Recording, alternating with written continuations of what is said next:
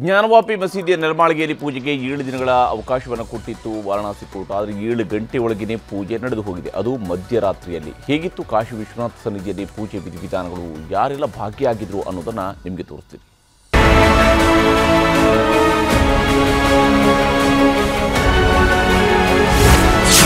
ಜ್ಞಾನವಾಪಿ ನೆಲಮಾಳಿಗೆಯಲ್ಲಿ ಪೂಜೆ ನಡೆಸಬಹುದು. ಕೋರ್ಟ್ ಹೇಳಿದ 7 ರಿಂದ 8 ಗಂಟೆಯಲ್ಲಿ ರಾತ್ರೋರಾತ್ರಿ ಪೂಜೆ. ನಿನ್ನೆ ಸಂಜೆಯಷ್ಟೇ ವಾರಣಾಸಿ ಕೋರ್ಟ್ ಜ್ಞಾನವಾಪಿ ಮಸೀದಿ ಆವರಣದಲ್ಲಿರುವ ನೆಲಮಾಳಿಗೆ ವ್ಯಾಸ ಮಂಟಪದಲ್ಲಿ ಪೂಜೆಯನ್ನ ನಡೆಸಬಹುದು ಅಂತ ಅನುಮತಿಯನ್ನ ಕೊಟ್ಟಿತ್ತು. 7 ದಿನದ ಒಳಗೆ ಪೂಜೆಗೆ ಎಲ್ಲಾ ವ್ಯವಸ್ಥೆಯನ್ನ ಮಾಡಿಕೊಳ್ಳಿ ಅಂತ ಸಮಯನ ಕೊಟ್ಟಿತ್ತು. ಆದರೆ ವಾರಣಾಸಿ ಕೋರ್ಟ್ ಅನುಮತಿ ಕೊಟ್ಟ 8 ಗಂಟೆಗಳಲ್ಲಿ ಬನಾರಸ್ನಲ್ಲಿ ಭವ್ಯವಾದ ಪೂಜೆ ನೆರವೇರಿದೆ.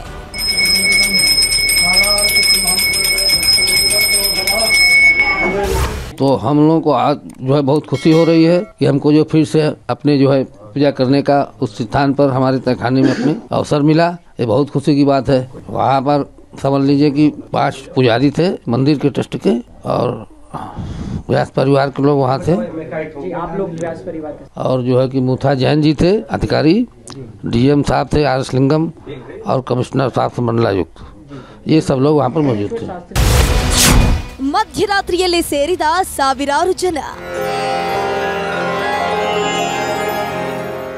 ಮಧ್ಯರಾತ್ರಿ 1:30ರಿಂದಲೇ ಪೂಜೆಯಲ್ಲಿ ಪಾಲ್ಗೊಳ್ಳಲು ಹೆಚ್ಚಿನ ಸಂಖ್ಯೆಯಲ್ಲಿ ಜನರು ಜ್ಞಾನವಾಪಿ ಬಳಿ ಸೇರಿದ್ರು.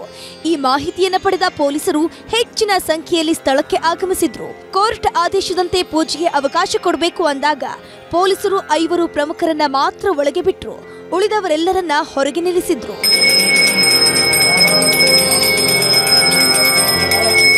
ಬ್ರಹ್ಮ ಮುಹೂರ್ತದಲ್ಲಿ ವಿಧಿವಿಧಾನದಂತೆ ಮಂಗಳ ಗೌರಿಗೆ 31 ವರ್ಷಗಳ ನಂತರ ಜ್ಞಾನವಾಪಿಯಲ್ಲಿ ಪೂಜೆಯನ್ನು ಸಲ್ಲಿಸಲಾಗಿದೆ. ಈ ಪೂಜೆಯಲ್ಲಿ ಕಾಶಿ ವಿಶ್ವನಾಥ ದೇಗುಲದ ಪ್ರಧಾನ ಅರ್ಚಕ ಓಂ ಪ್ರಕಾಶ್ ಮಿಶ್ರಾ ಕೂಡ ಇದ್ರು. ರಾತ್ರಿ 11:30ರಿಂದ 12:30ರವರೆಗೆ ಆಡಳಿತ ಹಾಗೂ ಪೊಲೀಸ್ ಅಧಿಕಾರಿಗಳು ಬ್ಯಾರಿಕೇಡ್ ತೆಗೆಸಲು ಯೋಜನೆಯನ್ನು ರೂಪಿಸಿದ್ದು, ಬ್ಯಾರಿಕೇಡ್ ಒಡೆದು ನಂದಿ ಮಹಾರಾಜರ ಎದುರು ಸಣ್ಣ ಗೇಟ್ ಒಂದನ್ನು ನಿರ್ಮಿಸಿದ್ರು. ಆಮೇಲೆ 5ರನ್ನ ಒಳಗೆ ಬಿಟ್ಟಿದ್ದಾರೆ. ಮಧ್ಯರಾತ್ರಿ 1:30ರಿಂದ 3 ಗಂಟೆಯ ಒಳಗೆ ಪೂಜೆಯನ್ನು ನೆರವೇರಿಸಲಾಯಿತು.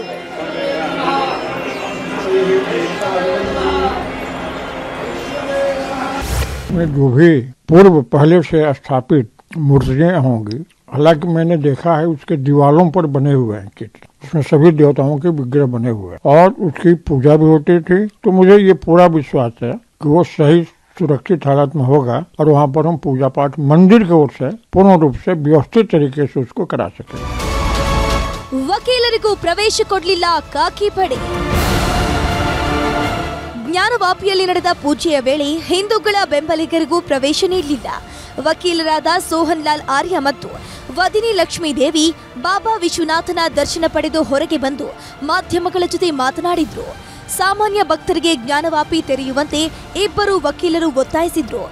ಏನೇ ಆಗಲಿ, ಕೋರ್ಟ್ ಆದೇಶ ಕೊಟ್ಟ 7 ಗಂಟೆಯಲ್ಲಿ ಜ್ಞಾನವಾಪಿ ಮಸೀದಿ ಒಳಗಿನ ನೆಲಮಾಳಿಗೆಯ ಮಂದಿರದಲ್ಲಿ ಪೂಜೆ ನಡೆದಿದೆ. 2-3 ದಿನದಲ್ಲಿ ಜನರಿಗೂ ದರ್ಶನಕ್ಕೆ ಬಿಡ್ತಾರೆ ಅನ್ನೋ ಚರ್ಚೆಗಳಾಗ್ತವೆ. ಎಲ್ಲವೂ ಸುಗಮವಾಗಿ ಶಾಂತ ರೀತಿಯಲ್ಲಿ ಆಗಲಿ ಅನ್ನೋದಷ್ಟೇ ಎಲ್ಲರ ಹೆಬ್ಬಯಕೆ. Bureau report, news 18. ಕನ್ನಡಿಗರ ನೆಚ್ಚಿನ ನ್ಯೂಸ್ 18 ಕನ್ನಡ ಈಗ ವಾಟ್ಸ್ಆಪ್ನಲ್ಲೂ ಲಭ್ಯ.